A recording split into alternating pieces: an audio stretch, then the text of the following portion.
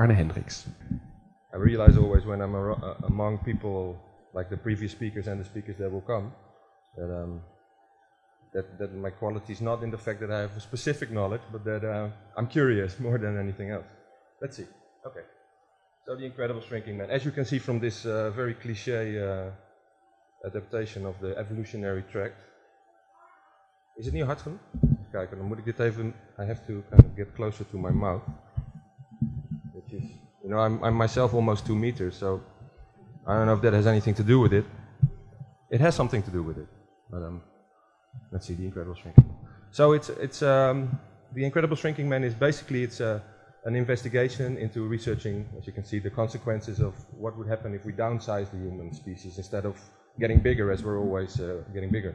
And actually, I propose to shrink to about 50 centimeters, which maybe is the outrageous part that Klaas says. But on the other hand, I always think it's pretty outrageous that we've been growing and growing and growing, and actually think it's pretty cool that we are growing still, and we have some sort of status connected to our growth, and we find tall people attractive, and not just for biological reasons anymore, because it's actually not very healthy. I can feel it in my back that it's not healthy, and most people that are my length or taller know that it's not healthy that they're this tall.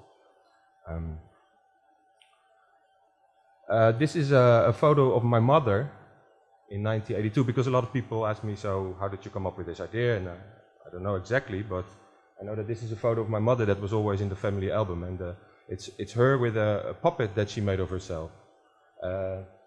And the puppet was always sitting on the sofa in our home, so maybe some of the reasons why I'm fascinated by small.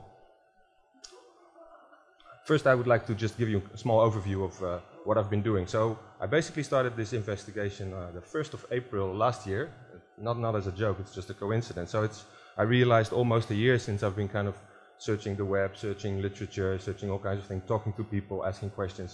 So what if? Can we? What would happen? What would be the consequences, etc. And the blog is basically very simple. I just find things, but I'm also working with a couple of researchers because, as I said to Klaas, I'm an exhibition maker, an artist maybe, but I'm especially in this field. I don't know anything about, how to shrink people and what would happen if we did. So, but I do know that I'm very curious and that it's very important for me personally, and I think even for everybody to have some sort of connection to things like genetics or things like sustainability. But how do you, as just a guy on the street, how do you connect to these extremely specialized topics that really smart people that have been studying their whole life? They are shaping our future, and there's no way I can kind of be part of that discussion. There's no way I can really understand what's going on there. And this pisses me off in a lot of things in my life, but especially in these two fields. Another thing is sustainability. There's a lot of discussions about these things. A lot of them I feel that I'm losing my interest, and I think that is happening with a lot of people, and that's of course very, very dangerous, because if 7 billion people start to lose their interest in an issue like sustainability, then that's it's going to be very harmful for all of us. So I also do this project to keep my own interest in an issue like sustainability alive. These are the researchers I'm working with. I didn't know I was already on this. The first one I want to mention is Martijn Jansen, because he's actually with me in the Trouwgebouw researching food. And maybe he can say something about what he is researching later on. He's all the way in the back, so I don't know if that's going to be possible. But Donald Platt is an investigator of space technology, and Thomas Samaras, he's the godfather of shrink thinking. He actually published a few books about the harmfulness of becoming taller and taller, and his books are really like I wouldn't say a Bible, that's a bit heavy, but they are incredible resources for finding out factual things about what growing or shrinking is doing to us. Then we have Adam Zawadzki, who's a pretty well-known artist. Helene Klopper is a designer. Livia Poncio helps me with film and entertainment. Mirjam van Rijsing is, well, it doesn't matter. All these people are specialists in their field. This is the point that I want to make, because I'm an amateur and I'm just curious. I need to work with people that know. And I'm sure that in the audience right now, there's a lot of people that could help me, for instance, in this investigation, because you know something about something, and you're probably even a specialist in something that could help the investigation. So this is also an invitation to you to become part of that investigation, and maybe later on, if you'd like to be in the workshop that we do in the Trouwgebouw, I will get to know you. My partners are Waag Society and the Fab Lab, which I was an artist in residence at Waag Society the last year, and they really helped me a lot because they also know a lot about technology, about making things. So anyway, let's get to the project. What I want to create for myself is kind of a map of shrink culture. And so this is the website, and this is some of the tags that came up with the pieces, with the things that I found. And at the moment, we created. Whoa, that's really dark. But you can completely light here. But anyway, this is a kitchen that we set up in the Trouwgebouw, and this kitchen, along with a wall piece, along with a library, along with films, and the repurposing of space in the Trouwgebouw. Is kind of the first moment that this website or this blog that I'm trying to create has a public place. So when I was invited by Klaas to participate, I thought, okay, so how can I turn a blog into something that becomes a bit more than just a blog? And basically this is what it became. You can see it. And that's, let's see if this works.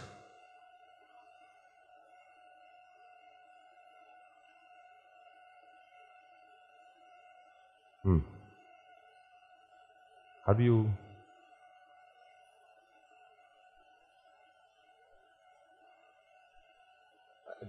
The film doesn't work, like always. Huh? It does? 2 seconds? It's a bit longer than that. Anyway, and one more part of the setting, which I just want to paint the setting before I go into the actual information, is that I invited puppeteers to come and take 50-centimeter dolls, and not to play a kind of puppeteering, funny, kind of romantic play, but to have them really investigate the space. Because what I wanted them to do is to kind of go into the mindset of a 50-centimeter person and just find out how it would feel. Because as we can all imagine, if you would be 50 centimeters right now, the space would be completely different. The chairs would be huge, you know. If we're not all 50 centimeters, the people would be huge. And this mental aspect of the whole investigation has my attention, maybe even more than the technological and the genetic aspects. Oh, hey.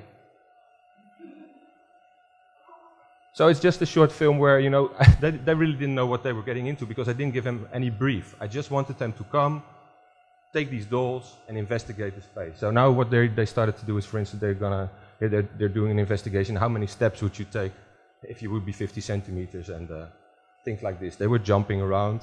And the interesting thing is, of course, the questions of the body is, how will our body change? Will we become relatively stronger? Things like this. And so the whole brief of questions, they were investigating, making notes, and giving me feedback about, you know, okay, well, psychologically it felt a bit kind of strange, or you should think about this, or can we actually jump on this chair, or how strong would we be? So they gave me a lot of questions, which I don't have answers to, but the questions are, of course, very interesting. So these are the statistics on the Incredible Shrinking Man. If you are 50 centimeters, your weight would probably be around 1.7 kilograms, because you shrink proportionally. You don't just become 1/4 of what you are now, everything becomes smaller. So you would only be this light. Your head would be about 6 by 4 centimeters.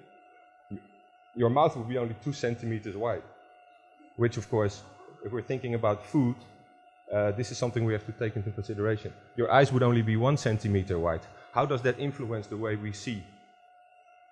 Your hands would be tiny. I mean, I had just had a little baby on my lap the other day. I mean, yeah, you know, it's hard to even imagine, but beautiful. How does this work? I mean, some people say just 1.7 kilograms. The thing is that it's actually Archimedes' law. It's like if you grow 20% larger, and this is actually what happened over the last 200 years. People became almost 20% larger. It means that you need 70%, 73% more calories, because actually your weight will be 73% more. The other way around, the same thing. If you become 20% smaller, your weight will go down 73%. You need 73% less calories, 73% less energy to transport yourself. It looks a bit like this. Like it becomes next to nothing at some point. And the other way around, it goes really steep up. So not only are we is the population in the world growing, the people in the world are also getting a lot bigger, which is maybe even a bigger problem than the fact that we are with so many. If you would be 50 centimeters, you only need about 2% of the resources that you are now on average using. And I mean calories, the cloth for your clothes, and energy to transport yourself, etc.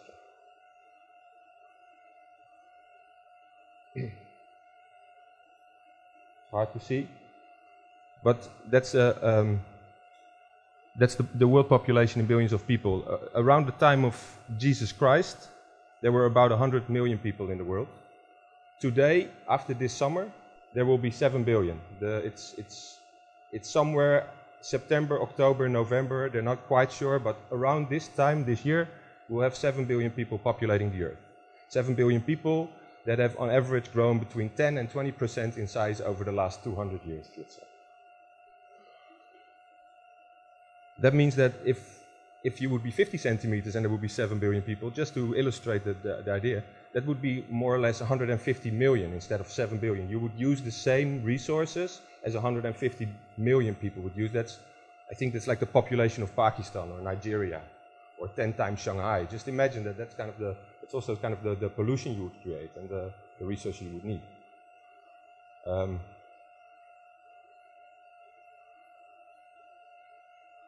One thing that I'm very interested in, together with Martijn Jansen there in the back, is what would be our relationship? How would this change our relationship with all our ingredients, with our food supply? Of course, this is an ostrich egg and I think a quail's egg. I mean, I think an ostrich egg makes about 20 omelets. We calculated that if you use if you're 50 centimeters, one chicken would feed 100 people.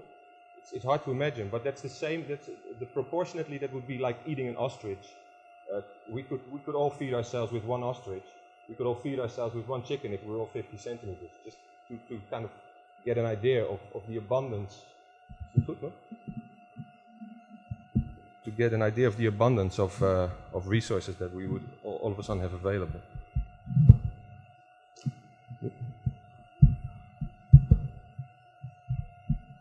Energy resources, of course. I mean, this is the first class Pan Am flight plane, something where there's a few people sitting in first class enjoying a very expensive flight. But just imagine how many people could go into one plane, or how small the planes could actually get. Pollution. Yeah, that's the footprint cliche, but I mean our footprint would be very, very small, of course. I like that idea. Our relative physical strength would be much higher, because not only if you become, okay, let's say if you become 20% taller, your strength also gets bigger, but only by 44%. Meaning that the 75% that you became heavier is not fully supported by that 44% increase in muscle. The other way around, it works the same. If you become 20% smaller, your muscles only get 44% less strong, but your weight goes down 73%, meaning that you have excess power.